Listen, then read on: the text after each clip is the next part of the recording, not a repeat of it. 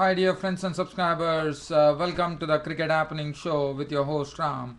And well, I'm not going to be. There is one IPL match which is happening right now between Chennai Super Kings and the team that is taking them is Rajasthan Royals. Rajasthan Royals put up a very bad display as far as batting is concerned. They finished with 126 for 6 of their 20 overs.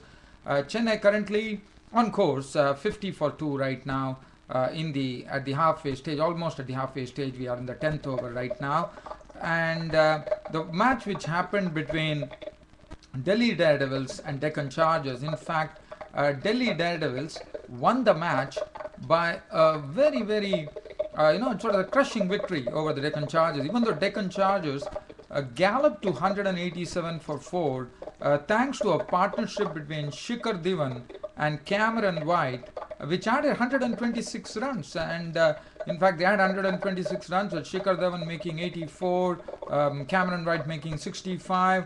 But Delhi Daredevils, even though they lost Virendra Sehwag pretty early, David Warner went on to score 109, and Ojha gave him company with 64 to put up the second highest partnership in IPL history, adding up 189 runs for the second wicket, unbroken stand to win the match. And there is also a lot of other things happening. So what I'm going to do is, first I am going to begin with this particular match between and also some cricket news. So I wouldn't say that this particular Cricket Happening show is concentrating on the IPL. No, it is not.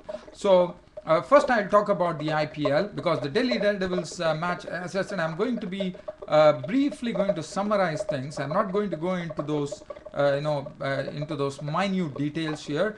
But as far as Delhi Daredevils and Deccan Chargers were concerned, Deccan Chargers won the toss and elected to bat. Daniel Harris contributed 19 of 17 balls with 4 fours. Kumar Sangakkara was an early victim, and when he fell to the bowling of Varun Arun for 4, 33 for 2 Deccan Chargers in the 6th over, really struggling with the runs too. Shikar Dhawan and Cameron White combined to put 126 run partnership in very quick time. Both of them playing some great strokes. Shikar Dhawan playing some cheeky strokes, showing lots of innovation, and he was hitting some. It all started with Shikar Dhawan going after Shahbaz Nadeem, and Cameron White also deposited all the other bowlers. Shahbaz Nadeem, he went after Irfan Pathan. In fact, Shikar Dhawan also was severe on Irfan Pathan. Andre Russell was hit for sixes. Cameron White, well, he has been in some very great form in this IPL 2012. He managed to get 65 runs of 40 balls. So actually Shikar Dhawan ended up with 84. And what was good about it, as you know, Shikar Dhawan also been doing very well in this IPL, but today it carried it forward with lots of aggression. He knew Delhi Daredevils had a powerful batting lineup they had to do, but unfortunately it was of no avail, because in the end Delhi Daredevils won, which I'll be talking about. So Shikar Dhawan crashed 84 runs of just 49 deliveries, 9 fours and 5 sixes. In my opinion, Shikar Dhawan is probably making a statement here to the Indian selectors for them to give him a look in sometime, because I feel I'm really impressed by the way Shikar Dhawan has played. Well, it was a splendid innings, 84 of 49 balls, 9 fours and 5 sixes. Cameron White, another hard-hitting innings of 65 of just 40 balls, 7 fours and 2 sixes. And then they finished at 187 for 4. The bowlers all went for runs. Andre Russell's 4 overs cost him 39. Irfan Pathan 4 overs gave away 46 runs. Mone Morkel 4 overs 1 for 32. Varun Arun was the economical and also the wicket taker, 2 for 30. Shahbaz Nadeem 4 overs went for 39. Delhi Daredevils, they started off in a very quick, dashing fashion. Virendra Sehwag, the captain, slamming a boundary of the very first ball that he faced from Shikar Dhawan, the off spinner. But the second ball, Shikar Dhawan had his man. He flighted the ball. Virendra Sehwag felt for the bait. Cameron White took a beautiful catch, judging it well. He was gone for 4, and they were 4 for 1. And everyone were thinking what Delhi Daredevils is going to do. But David Warner showed such a sort of a determination, and Naman Ojha was an able ally for him, and both of them put up the second highest partnership in IPL history by actually getting a 189 run partnership to win the match. They just went away. David Warner, Naman Ojha was in thrashing form. He was hitting all the bowlers, and 109 he was unbeaten with in the end of 54 balls, 10 fours and 7 sixes struck with tremendous force. Naman Ojha, he was absolutely equal to the task. Initially he was giving all the role to be played by David Warner, but suddenly Naman Ojha decided to open up, and well, they had a good measure of the pitch, and Naman Ojha started crashing sixes at real will, I would say, and also he added 2 boundaries to that. So he was not out on 64 of just 46 deliveries, 2 fours and 5 sixes. And what was good about Naman Ojha's batting, he was hitting it straight, and also he was using his feet well to the spinners. Even Mahela Jayawardene didn't even have a look in. Even Mahela Jayawardene didn't have to bat, but this pair was very, very crucial, and Delhi Daredevils did it for them. So it was a crushing 9-wicket victory for Delhi Daredevils, even though 187 was put by Deccan Chargers thanks to Cameron White and Shikar Dhawan, but Delhi Daredevils proved that they were one better than the Deccan Chargers batsmen. So David Warner getting 109 of 54 balls, 10 fours and 7 sixes, taking the man of the match. Bowling figure, Shikar Dhawan 2 overs for 1 for 27. Taduri Surindra none for 43, very costly today. Manpreet Goni was economical, 4 overs, none for 22 amongst that mayhem. Ashish Reddy 2 overs, went for 29. Amit Mishra 4 overs, none for 44. He was taken apart by Naman Ojha. Ankit Sharma 1 over, no maiden, none for 16. Now, I will talk about the current match which is happening, but before I come to that, I would like to cover some news here. Now, this news is coming from Pakistan. As you know, Pakistan are to undertake a tour of Sri Lanka, and Misbah-ul Haq, one of those successful captains, one as cool as a cucumber captain, decided to step down as a T20 captain, and he is not there in the T20 mix for Pakistan, which is touring Sri Lanka, which has come as a real surprise. But Mohammad Hafiz, as you know, he has been, and one has already heard about it, that Mohammad Hafiz has a very, very good intelligence, and one has come to know about it. And Mohammad Hafiz normally takes active part in the team meetings and puts in his suggestions. And Mohammad Hafiz is the one who is going to take over from Misbah-ul Haq as the captain of the T20 team, and he will be leading the team for Sri Lanka. So good luck to him. And as far as the team selection is concerned, Mohammad Sami and Faisal Iqbal are making a comeback. Faisal Iqbal is, he's the nephew of former cricketer Javed Miandad, and Mohammad Sami also makes a comeback. Faisal Iqbal is a very good batsman. He's also a very wonderful fielder. He has done well in the Pakistani domestic tournament. Mohammad Sami, who did well in the Bangladesh league, has got a look in here.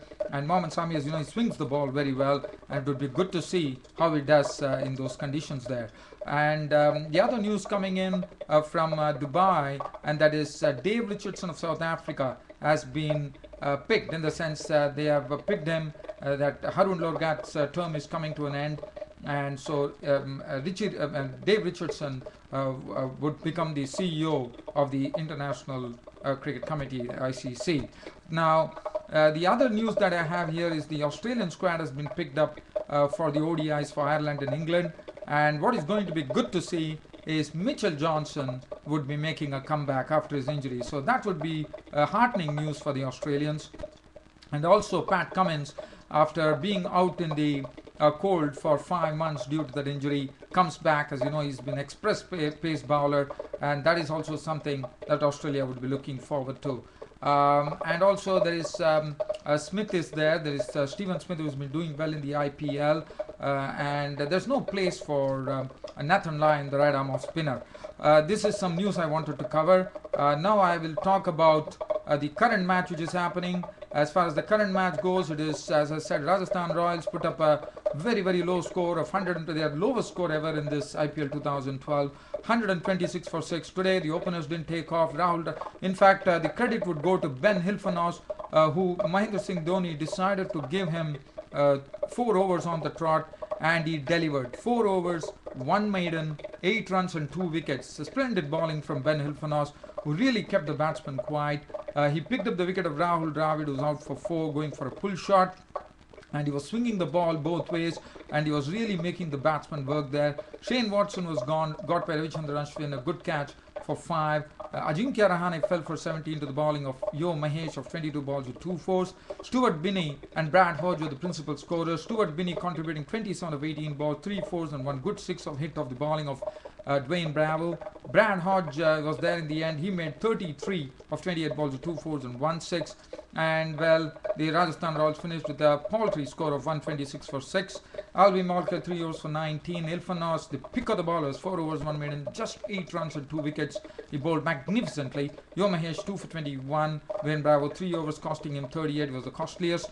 Jadeja 1 for 21 and Ashwin 1 for 13. Chennai Super Kings currently are 57 for 3. Coming into the 12th over, they have lost Michael Hussey is still there, batting on 19 of 31 balls with 2 fours. Murli Vijay was out in the first over itself, continuing a poor run there. It was clean bowled by Shane Watson, the beautiful delivery from Shane Watson.